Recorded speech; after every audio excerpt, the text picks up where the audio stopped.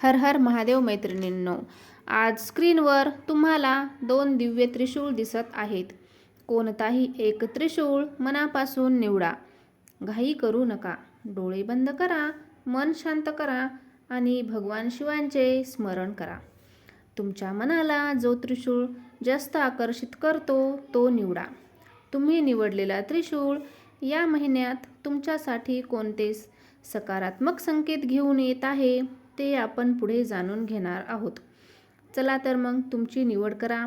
जर तुम्ही त्रिशूळ क्रमांक 1 असा निवड केला असेल तर आता तुमच्यासाठी काही संदेश ऐका. या महिन्यात नवीन संधी मिळू शकते. या त्रिशूळाची निवड करणाऱ्या व्यक्तीसाठी हा महिना सकारात्मक बदलांचे संकेत देणारा मानला जाऊ शकतो. बऱ्याच दिवसापासून अडकलेली कामं पूर्ण होण्याची शक्यता असू शकते. नवीन ओळख, नवीन काम, नवीन जबाबदारी मिळू शकते. योग्य वेळी घेतलेला निर्णय तुमच्यासाठी फायदेशीर ठरू शकतो. कोणतीही संधी घाईत नाकारू नका. स्वतःवर विश्वास ठेवा आणि मेहनत सुरू ठेवा. भगवान शिवांची कृपा असल्याची भावना ठेवून प्रामाणिकपणाने प्रयत्न करा. संयम आणि सातत्य राखल्यास चांगले परिणाम मिळू शकतात. एखादे अडकलेले काम पुढे सरकण्याची शक्यता आहे. ज्या कामासाठी तुम्ही बऱ्याच दिवसापासून प्रयत्न करत आहात त्यात प्रगती होऊ शकते. अडथळे हळूहळू कमी होण्याची जाणीव होऊ शकते. योग्य व्यक्तीची मदत मिळण्याची शक्यता असू शकते. महत्त्वाचे निर्णय विचारपूर्वक घ्या. कामात सातत्य ठेवा आणि निराश होऊ नका. भगवान शिवांचे स्मरण मनाला धैर्य देऊ शकते, सकारात्मकता देऊ शकते. संयम ठेवल्यास चांगले परिणाम मिळू शकतात. या महिन्यात घाईघाईने विचार घेण्यापेक्षा शांतपणे विचार करणे अधिक फायदेशीर ठरू शकते. राग आणि उतावळेपणा टाळा. प्रत्येक परिस्थितीत सकारात्मक दृष्टिकोन ठेवा. मेहनतीचे फळ योग्य वेळी मिळू शकते.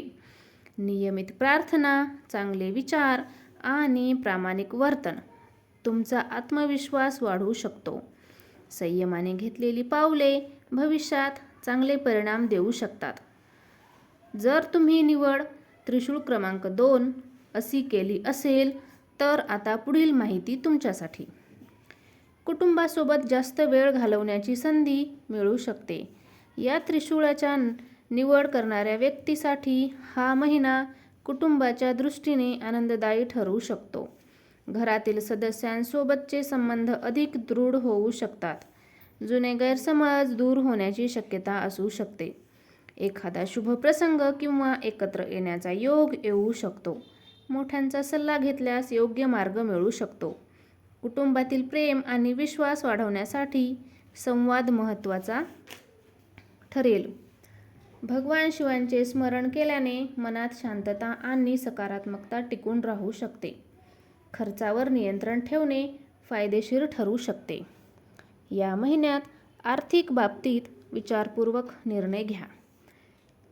अनावश्यक खर्च टाळल्यास भविष्यात फायदा होऊ शकतो. कोणतीही मोठी खरेदी करण्याअगोदर नीट विचार करा. बचतीची सवय लावल्यास पुढील काळात उपयोग योग्य होऊ शकतो. संयम आणि शहाणपणाने घेतलेली आर्थिक निर्णय लाभदायक ठरू शकतात. नियमित प्रार्थना आणि सकारात्मक विचार मनाला शांती देऊ शकतात. या महिन्यात मन शांत ठेवण्याचा प्रयत्न करा. दररोज भगवान शिवांचे स्मरण करा. नकारात्मक विचारांपासून दूर राहा आणि चांगल्या गोष्टीवर लक्ष केंद्रित करा. इतरांशी प्रेमाने आणि आदराने वागा. सकारात्मक दृष्टिकोनामुळे आत्मविश्वास वाढू शकतो आणि दैनंदिन कामे अधिक प्रेरणादायी उत्साहाने करता येऊ शकतात. जर तुम्ही पहिला त्रिशूळ निवडला असेल तर तुमच्यासाठी सांगितलेले मुद्दे लक्षात ठेवा आणि जर दुसरा त्रिशूळ निवडला असेल तर त्याचा अर्थही श्रद्धेने स्वीकारा. लक्षात ठेवा, महादेवाची कृपा मिळवण्यासाठी श्रद्धा, चांगले कर्म आणि सातत्यपूर्ण प्रयत्न हेच सर्वात महत्त्वाचे आहे.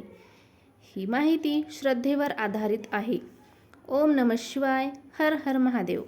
जर हा व्हिडिओ तुम्हाला आवडला असेल तर व्हिडिओला लाईक करा, शेअर करा तुमच्या मित्रांसोबत आणि अशाच श्रद्धापूर्ण माहितीसाठी आमच्या चॅनलला सबस्क्राईब करा. हर हर महादेव आणि धन्यवाद.